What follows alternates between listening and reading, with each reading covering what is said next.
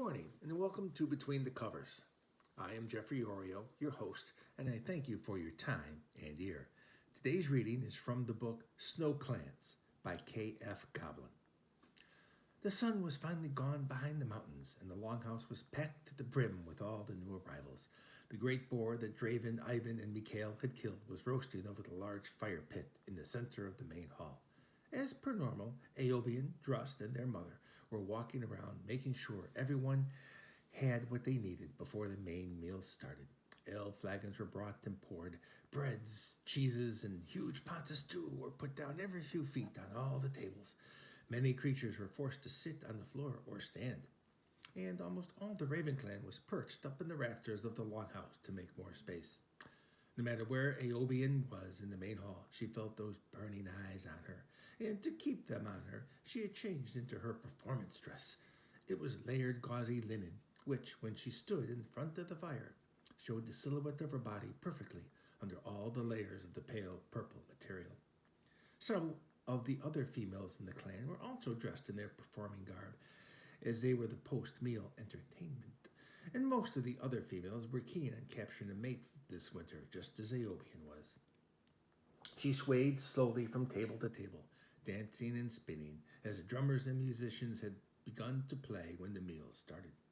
She had saved the table where those burning eyes were coming on for last, as an excuse to sit there. As the drumming began to pick up quickly, and the noise in the hall grew, her steps became more detailed, as she leaned over the table, dropping off flagons, offering to a few of the creatures at the table to pour their drinks. She was avoiding meeting Draven's game, her game of cat and mouse now at its peak, as she avoided his seat several times.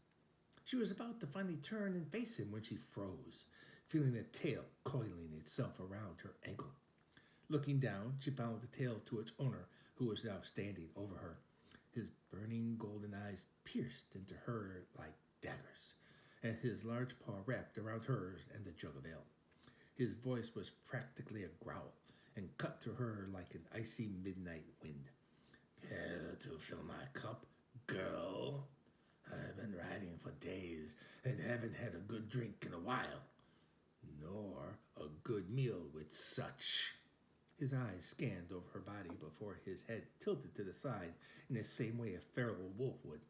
His maw came so close to her ear she could feel his breath snarling out the words, "Fine company." He gestured to his seat and then pulled her in close to him as he sat down. Her mind raced as she poured him and herself a drink. She could feel the heat of his body on her arm.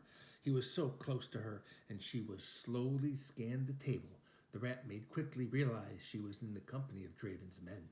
Ivan and Mikhail had the same wolfish smile as Draven, but they didn't look up from their plates. They only glanced over occasionally and grinned wider.